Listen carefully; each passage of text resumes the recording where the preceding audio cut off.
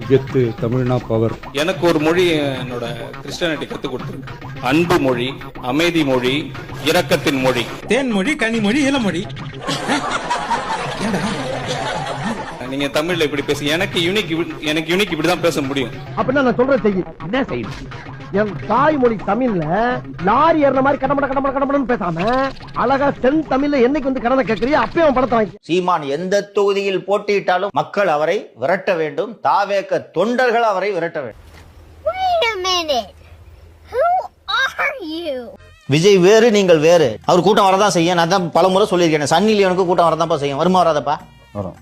நீங்க எல்லாவற்றையும் கனெக்ட் பண்ணி பார்க்கணும். மூஞ்சிலே பால் பாயிட்ட பீச்சுறாங்க சார். இல்லை விஜய் முதல்வர் ஆவாரா அப்படின்னு கேட்டீங்கன்னா ஆக மாட்டார்னா இப்பவே சொல்றேன். அவன் கிடக்குறான்டா மயிராண்டி. ஹாய் ஹலோ வணக்கம் மக்களே. ஸோ இந்த வீடியோவில் நம்ம என்ன பார்க்க போறோம்னா, இந்த வீடியோவில் 3 விஷயத்தை பத்தி பேச போறோம். ஒன்று, நம்ம மரிய வில்சன் அவர்கள் இருக்காருல்ல, நிதியமைச்சர், அவர் தான் சட்டமன்றத்தில் ஒரு விஷயம் பேசினாரு. குறிப்பா தமிழ் எதிர்கட்சி என்ன சொல்றாங்க, தமிழை வந்து கொஞ்சம் சரியா பேசுங்க, தப்பா பேசாதீங்க, கொஞ்சம் இது பண்ணு. சரிங்க, நான் வந்து இன்னும் ட்ரை பண்றேன், இன்னும் கொஞ்சம் நல்லா பேசுறதுக்கு ட்ரை பண்றேன்னா வேலை முடிஞ்சுச்சு. ஆனா அந்த இடத்துல தமிழா இங்கிலீஷான்னு சொல்லி அங்க ஒரு பட்டிமன்றத்தை நடத்திக்கிட்டு இருக்காரு. ஸோ அது என்னன்றதை பார்ப்போம். இன்னொரு பக்கம் பாத்தீங்க அப்படின்னா, மைக் செட் ஸ்ரீராம் பாத்தீங்கன்னா நேற்றுக்கு முந்தானேத்து ஒரு வீடியோ போட்டிருக்காரு. குறிப்பா எல்லா அரசியல்வாதிகளுமே ட்ரோல் பண்ற மாதிரி வீடியோ போடுறேன்ற பேர் வழியில வீடியோ போட்டிருக்காரு. ஆனா எல்லார பத்தியும், குறிப்பா விஜய் அவர்களை பத்தி பேசும்போதெல்லாம், கொஞ்சம் பண்ணும்போதெல்லாம் அவர் என்ன பண்ணாரோ அதை எடுத்து போட்டு வீடியோ போட்டு வச்சிருக்காரு. ஆனா சீமான் அண்ணனை மட்டும் பேசும்போது அது என்னமோ ஒன்னு சொல்றது, ஒரு கேவலமான ஒரு விஷயத்தை எடுத்து வச்சிருக்காரு. ஏன் சொல்றேன் அப்படின்னா, அதாவது நாம் தமிழர் கட்சியோட மிகப்பெரிய, அதாவது ஒரு கொள்கை அப்படின்னாலே அவங்க ஆட்சிக்கு வந்த உடனே கல்வி இலவசம், மருத்துவ இலவசம், குடிநீர் இலவசம்ன்றது வந்து ரொம்ப பர்பஸ். அந்த விஷயம் வந்து இந்த தமிழ்நாட்டில் மட்டும் கிடையாது, உலகத்துல ஃப்ரீயா இலவசமா கொடுக்க வேண்டிய ஒரு விஷயம் அப்படின்னா அந்த ஒரு 3 விஷயம் தான். அதை கேலி பண்ணி சிரிச்சுக்கிட்டு இருக்க அந்த ஆளு, எனக்கு அதுதான் செம காண்டாகுது. குறிப்பா இந்த ஆளுக்காக மேடையில நின்று நம்ம சீமான் அண்ணன் அவ்வளவு பேசியிருப்பாரு இவனுக்காக. ஸோ அது என்னன்றதையும் பார்ப்போம். கடைசியா எவ்வளவு அடிச்சாலும் தாங்குவாயா சவுக்கு அப்படின்ற மாதிரி சவுக்கு சங்கர் இன்னொரு வீடியோவும் போட்டு வச்சிருக்கான். என்ன அப்படின்னா, அம்மா சமுத்திரத்துல தாவேக்கா தொண்டர்களுக்கு இவன் அறிவுறுத்திக்கிட்டு இருக்காப்ல. என்ன அப்படின்னா, நீங்க தக்க பாடத்தை வந்து சீமானுக்கு வந்து புகட்டணும் அப்படின்ற மாதிரி. அப்படியா ராசா, நீ எந்தெந்த மாதிரி பாடத்தை வந்து தேர்தலுக்கு முன்னாடி எல்லாம் புகட்டி இருக்குன்றத இந்த வீடியோல பார்க்க போறோம். சோ இது எல்லாத்தையுமே டீடைலா இந்த வீடியோல பார்ப்போம். வீடியோ பார்க்கணும்னா நம்ம சேனல் ஃபர்ஸ்ட் டைம் பாக்குறீங்க அப்படின்னா ஒரு லைக், ஒரு சப்ஸ்கிரைப் பண்ணீங்க. அப்பதான் நிறைய பேருக்கு நம்ம வீடியோ சஜஷன் ஆகும். வாங்க வீடியோக்குள்ள போறோம். நம்ம பார்க்க போறது என்ன அப்படின்னா, மரிய வில்சன் அவர்கள் நேற்று சட்டமன்றத்தில் ஒரு விஷயம் பேசியிருக்காரு. என்ன அப்படின்னா, அதுக்கு முன்னாடி விஜய் அவர்கள் ஒரு விஷயம் பேசியிருந்தாரு. தமிழ் அப்படிப்பட்டது, தமிழ் நம்ம மொழி மட்டும் கிடையாது, வெறுமே அவ்வளோ, அதாவது மொழி மட்டும் கிடையாது, நம்ம உயிருக்கும் மேலானது. அது வந்து தாயை நம்ம எப்படி நம்ம இது பண்றோமோ அதே மாதிரி தமிழ் மொழியை வளர்க்கணும், அவ்வளோ பேசினார் மனுஷன். நம்ம தமிழ் வெறும் மொழி மட்டுமல்ல, திரும்பவும் சொல்றேன், தமிழ் ஒரு மொழி மட்டுமில்லை, அது நம்ம உயிர், அது நம்ம உணர்வு. ஆனா அத கொஞ்சம் கூட கண்டுக்காத லெவலுக்கு நம்ம மரிய வில்சன் அவர்கள் நிதியமைச்சர் ஃபுல்லா நீங்க பார்த்திருப்பீங்க. அந்த பட்ஜெட் எந்த அளவுக்கு, உண்மையில சொல்றேன், நார்மலா எவனாச்சும் ஒருத்தன் பார்த்தான் அப்படின்னா யோ என்னையா போய் பேசிட்டு இருக்காருன்ற லெவலுக்கு கேட்டுக்கிட்டு இருப்பாங்க. அந்த லெவலுக்கு தான் இருந்துச்சு அவருடைய பட்ஜெட். எங்க சரி, தமிழும் ஒரு பக்கம் வரல, இன்னொரு பக்கம் பார்த்து அப்படின்னா கணக்கு மேக்ஸிமே ஒன்றும் வரல, கணக்குல 1-2 கூட சரியா உங்களுக்கு தமிழ்ல வரல அப்படின்னா எங்களுக்கு இப்ப வரைக்குமே அது உங்களுக்கு புரியாத ஒரு விஷயமா இருக்கு. 40,80,000 என்னமோ 1-2 ஒழுங்கா படிக்காதவன் எல்லாம் நிதியமைச்சரா போட்டு 44,042 ரூபா பட்ஜெட் எஸ்டிமேட்ல, ரிவைஸ் எஸ்டிமேட்ல வர பார்த்து 40,041, 40,012. இது என்ன இது? அதுதான் நம்ம சாட்டை பயங்கரமா கிழிச்சு விட்டாரு. வாயில ஒண்ணுமே வர மாட்டேங்குது. அதுக்கு நாம அந்த வார்த்தையில நம்ம சொல்ல வேணாம். பட் இந்த மாதிரி நீங்க தமிழை வந்து கொலை பண்ணிட்டு இருக்கீங்களேன்னு சொல்லி எதிர்கட்சியில இருந்து ஒரு விஷயம் சொல்றாங்க. ஏங்க, தமிழை கொஞ்சம் பார்த்து நல்லா இது பண்ணுங்க. ஏன்னா அது நம்ம தமிழ்நாட்டில் தான் இருக்கும். தமிழ்நாட்டில், குறிப்பா தமிழ்நாட்டில் இருக்க சட்டமன்றத்துல நம்ம அதை பத்தி பேசிக்கிட்டு இருக்கோம். இது எல்லாமே குறிப்புல வந்து இதாகும். அப்போ நீங்க இந்த லெவலுக்கு குழப்பி தப்பா இலக்கண பிழையோட நீங்களாம் பேசிட்டு இருந்தீங்கன்னா அது எப்படி இது பண்றதுன்ற மாதிரி கொஞ்சம் அதை திருத்திக்கங்கன்னு சொல்லி எதிர்கட்சியில இருந்து சொன்னா மனுஷனுக்கு கோபம் வருதுங்க.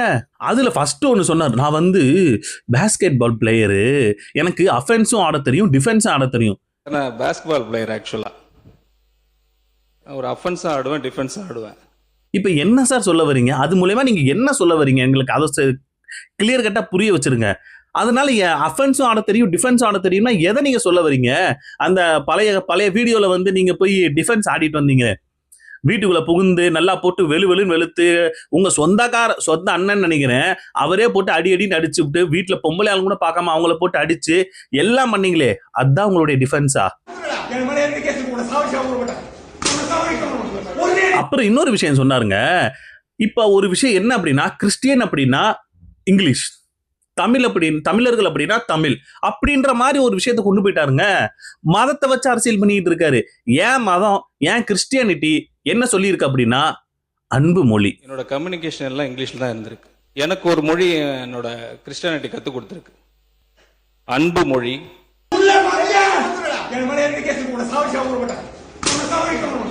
அமைதி மொழி. அமைதி மொழி. இரக்கத்தின் மொழி. இரக்கத்தின் மொழி.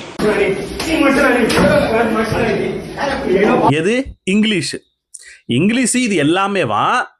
ஆனா எந்த மாதிரி அமைதி மொழி, அன்பு மொழி, இரக்கத்தின் மொழி எல்லாம் நீங்க வந்து மத்தவங்களுக்கு இப்ப சொல்லி கொடுத்துக்கிட்டு இருந்தீங்கன்னு நாங்களும் பார்த்தோம் சார். உள்ள வந்தா உனைய கொன்னே போட்டுருவேண்டா, கதவை திறந்தா நீ என்ன வேணா பண்றா, கம்ப்ளைண்ட் வேணா பண்றா, நான் உனைய கொன்னே போட்டுருவேண்டான்லாம் பேசிக்கிட்டு இருந்தாரு. இது அன்பின் மொழி.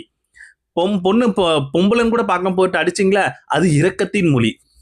சொந்த அண்ணன்னு கூட பார்க்காம வீடு புகுந்து போய் அடிச்சிங்களா, அது அமைதி மொழி. 3 பேரோட போய் அடிச்சிங்களா, அதுதான் அமைதி மொழி.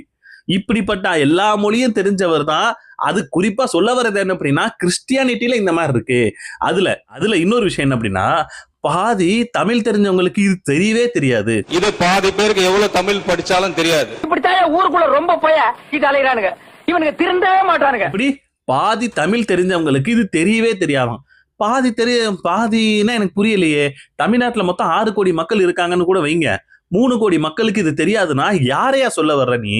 யார சொல்ல வர்ற? தமிழ் படிச்சவனுக்கு வந்து இந்த ஒரு எதுவுமே கிடையாது, அதானே? அறிவை கடன் கொடுத்தவங்கடா நம்ம. அறிவை கடன் கொடுத்தவங்க நாமெல்லாம். அமைதி தெரியாதான், அன்பு தெரியாதான். அன்பு, அமைதி, இரக்கம் இதெல்லாம் இருக்கிறனால தான் நீங்க என்ன சொன்னாலும் சரின்னு கேட்டுக்கிட்டு இருக்கோம். இதே மாதிரியான விஷயத்த நீ வேற எங்கேயாவது போய் சொல்லியிருந்தீங்கன்னா வச்சு செஞ்சு விட்டுருப்பாங்க. எனக்கு இப்போ வரைக்குமே புரியவே இல்லை, நீங்க எதுக்கு மதத்தை வச்சு நீங்க வந்து அரசியல் பண்ணிக்கிட்டு இருக்கீங்க? மதம், சட்டமன்றம் அப்படின்றது வந்து அங்க எல்லாருமே இருப்பாங்க. கிறிஸ்டியன் இருப்பாங்க, இந்து இருப்பாங்க, முஸ்லீம் இருப்பாங்க, எல்லாருமே இருப்பாங்க. அந்த இடத்துல என் கிறிஸ்டியானிட்டி இதெல்லாம் சொல்லி கொடுத்துருக்கு.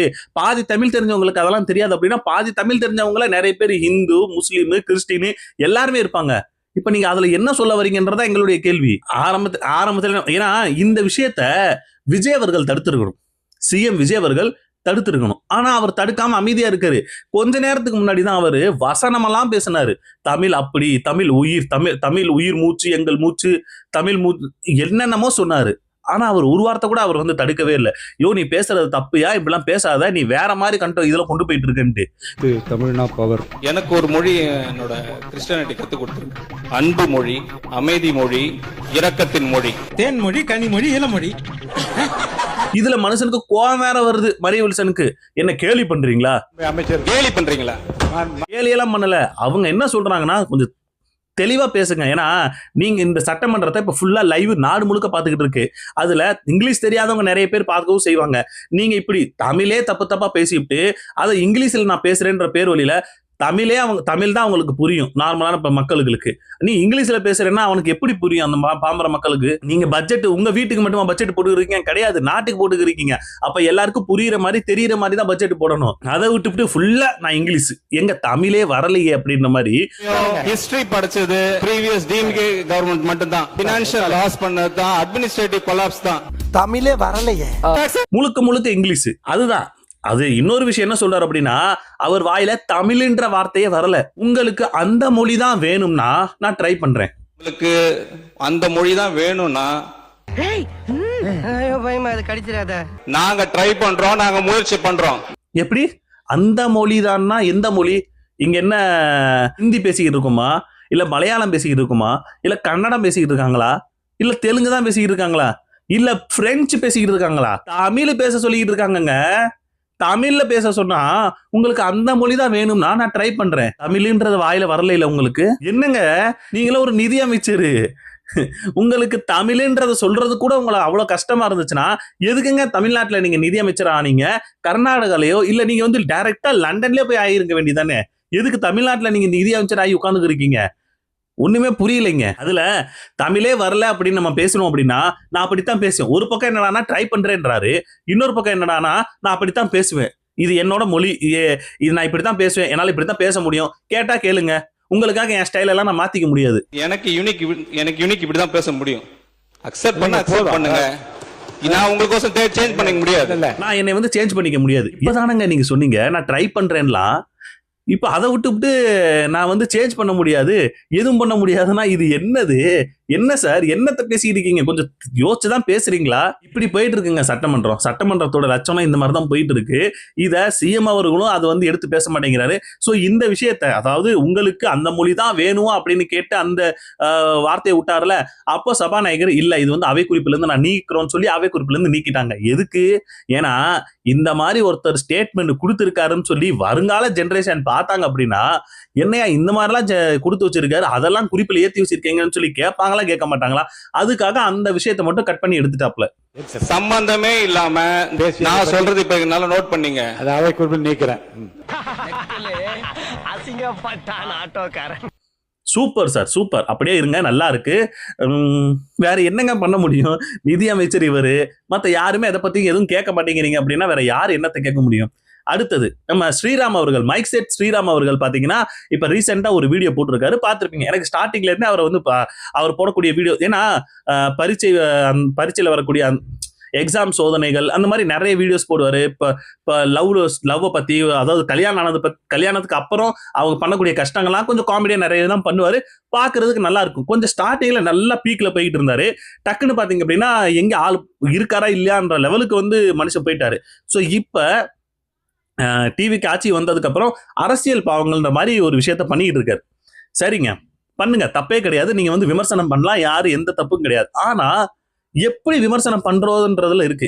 இன்னொருத்தவங்க வந்து சப்போஸ் நீங்க இப்ப நார்மலா பாத்தீங்கன்னா பரிதாபங்கள் சேனல்ல கோபி சுதாகர் பண்றத சீமானன் சொல்லும் போதே சீமானனே சொல்லுவார், ஆமா இது பார்க்கும்போது எனக்கே கொஞ்சம் ரசிக்கும்படியாதான் இருந்துச்சு, அதனால ஒன்றும் பிரச்சனை இல்லைன்ற லெவலுக்கு அவங்களுடைய இது இருக்கும். ஏன்னா யாரையுமே அஃபெண்ட் பண்ற மாதிரி இருக்காது.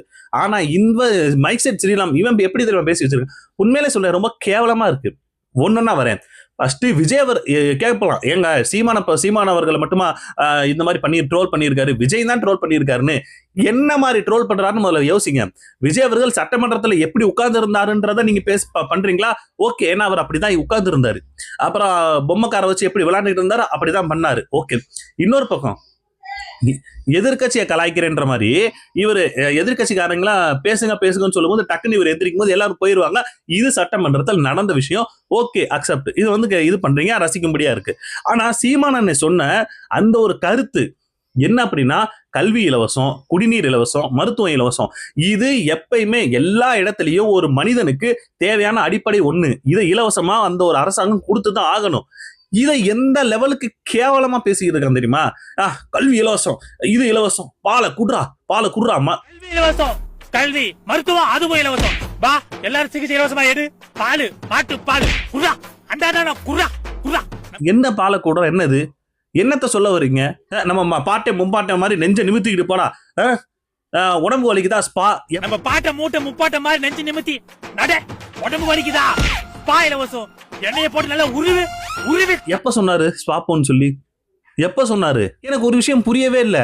ஒரு கருத்தை அதாவது நார்மலா யோசிச்சு பாருங்க. உங்களுக்கு வந்து ஒரு திரள் நிதின்ற சொல்லலாம், அவ்வளவுதான். மத்தபடி மத்த எல்லா விஷயத்தையும் இந்த ஆளு சொல்லி வச்சிருக்கான். ரொம்ப கேவலமா இருக்குங்க, உண்மையிலே சொல்றேன். இந்த ஆளுக்காக நம்ம சீமானனை மேடையில் நின்றுலாம் பேசிக்கிட்டு இருந்தாரு. அதுல ஒரு சிரிப்பை வேற சிரிச்சாங்க. இவன் சீமானனை சிரிக்கிற மாதிரியா? இது நார்மலா ஒரு விஷயம் பண்றதுதான். நார்மலா ஒரு ஏன் வாயின்னு இருக்கிறவங்க சிரிக்க மாட்டாங்களா? அதை ஒரு விஷயமா எடுத்துட்டு வந்து இவன் எல்லாருமே அதான் பண்றான். இந்த எட்டிஸ் பிரசாந்த் சொல்லி ஒரு போண்டாவை இருப்பால, அவன் ஒரு பக்கம், இவன் ஒரு பக்கம். அத சீமானனை வந்து இப்படி மூக்கு இப்படி பண்ணுவாராமா. அதையும் என்ன கருமது? என்ன பாடி ஷேமிங்கா? பாடி லாங்குவேஜ் எடுக்கிறன்ற பேர்ல என்ன வேணா எடுக்கிறதா?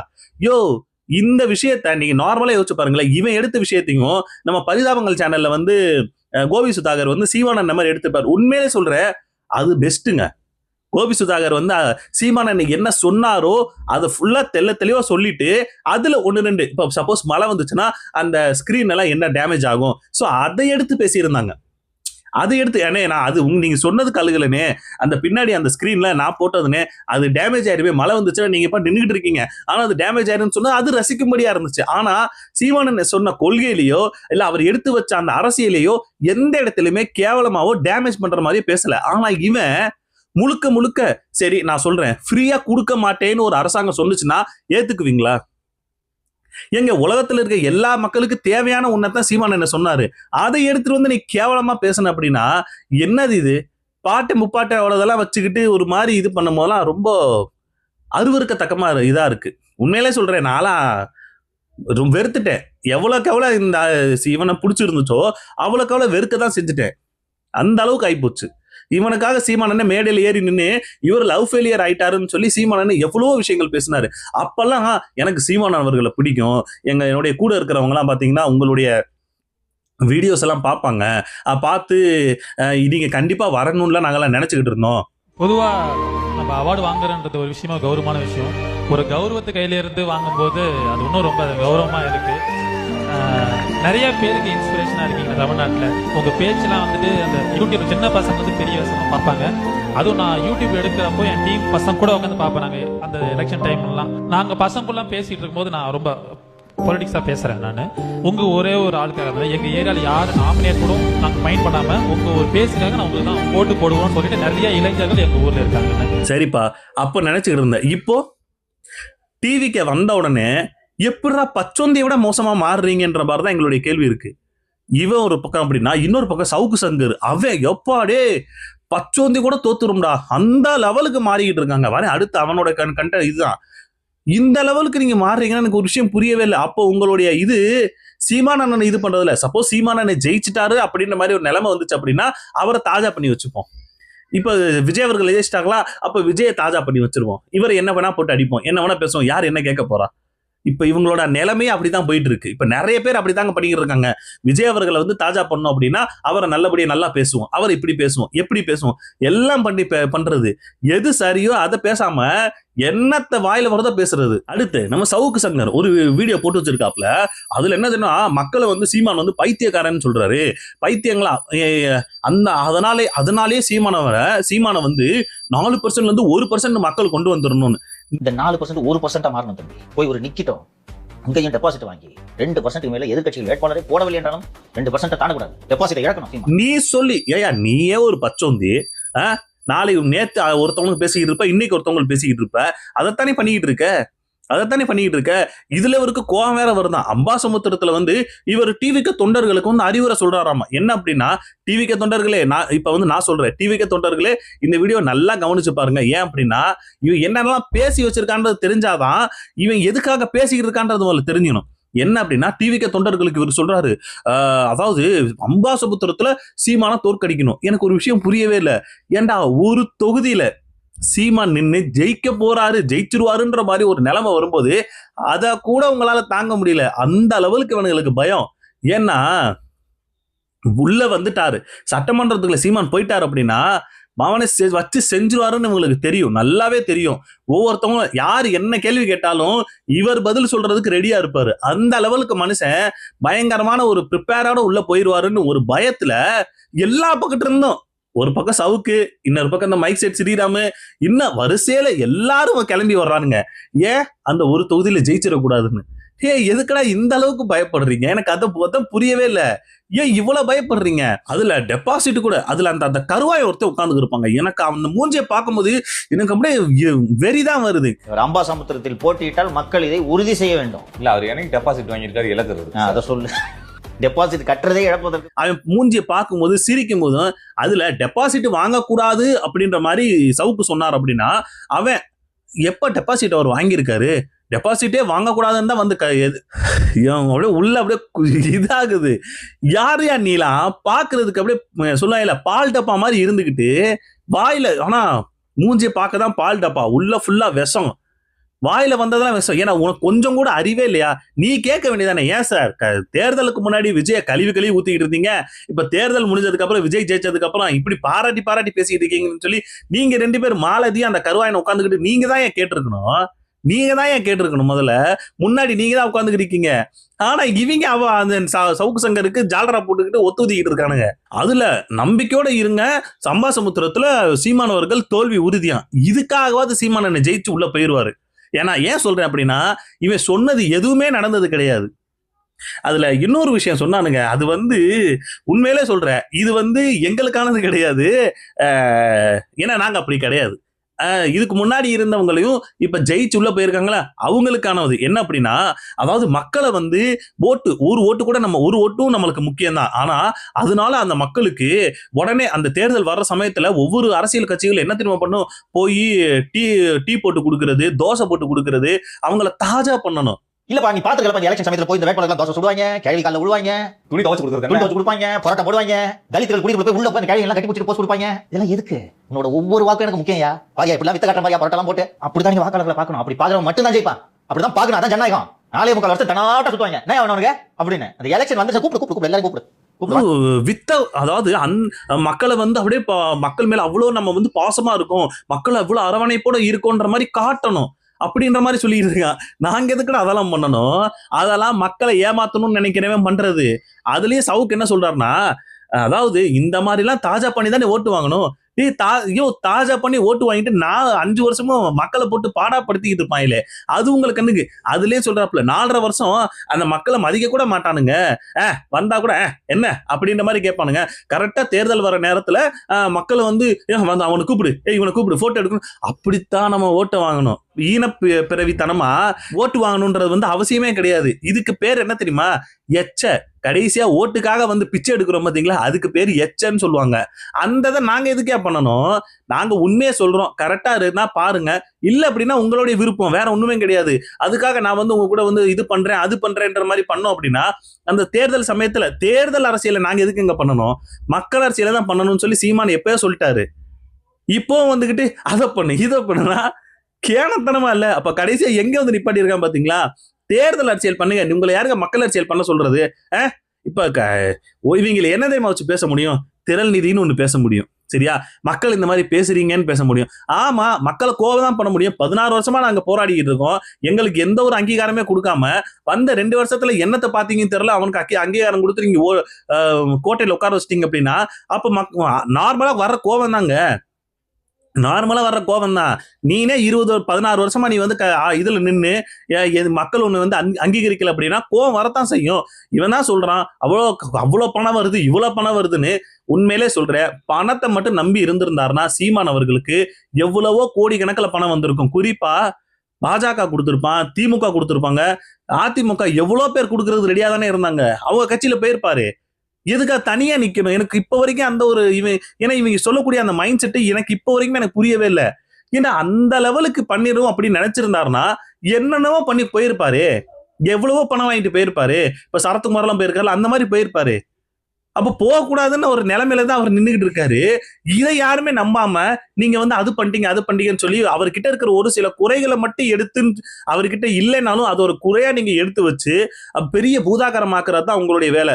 நல்லா பணம் வாங்கிட்டு நல்லா கூவுறாங்கயா இவங்க எல்லாரும். அடுத்து கடைசியா சொல்ல வர்றது என்ன அப்படின்னா, இந்த ஆளு எங்களை மட்டும், ஏன்னா நாங்க எதுக்கு இந்த ஆளு ஒரு மனுஷனாவே கண்டுக்கிறது இல்லை அப்படின்னா, தேர்தலுக்கு முன்னாடி வரைக்கும் விஜய் வரவே மாட்டார், விஜய் தோத்து போயிடுவார், விஜய் முதல்வர் ஆக மாட்டாரு. இது எழுதி வச்சுக்க மாலதி, இதுதான் அரசியல். விஜய் வேறு, நீங்கள் வேறு. அவர் கூட்டம் வரதான் செய்யும். நான் தான் பல முறை சொல்லியிருக்கேன், சன்னிலியனுக்கு கூட்டம் வரதான்ப்பா செய்யும். வருமா வராதப்பா? வரும். நீங்க எல்லாவற்றையும் கனெக்ட் பண்ணி பார்க்கணும். மூஞ்சிலே பால் பாயிட்ட பீச்சுறாங்க சார். அந்த மாற்றம் தான் விஜய் அப்படின்னு சொல்றாரு. மாற்றம் வேணும்ட்டு எதிர்பார்க்கிறோம், ஆட்சி மாற்றம் வேண்டும் என்று தான் எதிர்பார்க்கிறோமே ஒழிய இது போல அரசியலே தெரியாதவரை மாற்றமாக எல்லோரும் நினைக்கவில்லை. உங்கள் ரசிகர்கள் நினைப்பார்கள். இல்லை விஜய் முதல்வர் ஆவாரா அப்படின்னு கேட்டீங்கன்னா ஆக மாட்டார்னா இப்பவே சொல்றேன். அரசியலே தெரியாத ஒரு ஆளு முதல்வர் ஆக மாட்டார். அப்படியெல்லாம் பேசி எல்லாம் பண்ணி, ஏன்னா அப்ப அதிமுகவோட இது பண்ணிக்கிட்டு இருந்தாரு. எடப்பாடி பழனிசாமி தான் முதல்வர் ஆவாரெல்லாம் நல்லா மார்த்தட்டி பேசிக்கிட்டு இருந்தாரு மனுஷன். ஆனா தோத்ததுக்கு அப்புறம் விஜய் மாதிரி யாருமே இல்ல மாலதி. சாட்டை சொல்ற மாதிரிதான் இவன் என்ன வேணா பண்ணுவான். எப்படி வேணா பேசுவான், எப்படி வேணா பல்ட்டி அடிப்பான். இப்படி வந்து பணம் கொடுத்து நீங்க இப்படி வந்து பல்ட்டி அடிங்க, நீங்க அங்கிட்டு இருந்து குட்டிக்காரன் அடிங்கன்னா அடிப்பாங்க. அந்த மாதிரி ஆளுங்க தான். ஏன்னா நாம ஆரம்பத்துல இருந்து நாம் தமிழர் கட்சினா நாம் தமிழர் பேசிக்கிட்டு இருக்கோம். இவர் கொஞ்சம் தேர்தலுக்கு முன்னாடி வரைக்கும் அதிமுகன்னு பேசிட்டு தேர்தல் முடிஞ்சோட தாவேக்கான்னு பேசும்போது தான் ஏண்டா பச்சொந்தி கூட சூசைட் பண்ணிக்கொண்டா அவங்கள பார்த்து அந்த லெவலுக்கு பண்ணிட்டு இருக்காங்க இவங்க எல்லாம். அதுல ஒரு விஷயம் சொன்னா பாத்துங்க, சன்னி லியோனுக்கு கூட கூட்டம் வரும், அதே மாதிரிதான் விஜய்வுக்கும் கூட்டம் வருதுன்னு சொன்னா பாருங்க, அதுதான் ஹைலைட்டு. விஜய் ரசிகர்களே, இந்த விஷயத்த நல்லா தெரிஞ்சுக்கங்க, எந்த மாதிரி எல்லாம் பேசி வச்சிருக்காங்க. சோ அவ்வளவுதாங்க, நான் என்ன பேசணும்னு நினைச்சோன்னா அதுக்கு பேசிட்டேன்னு நினைக்கிறேன். சோ உங்களுடைய கருத்துக்கள் என்னன்றதை கமெண்ட் செக்ஷன்ல கமெண்ட் பண்ணுங்க. அடுத்த வீடியோல பார்ப்போம். பை.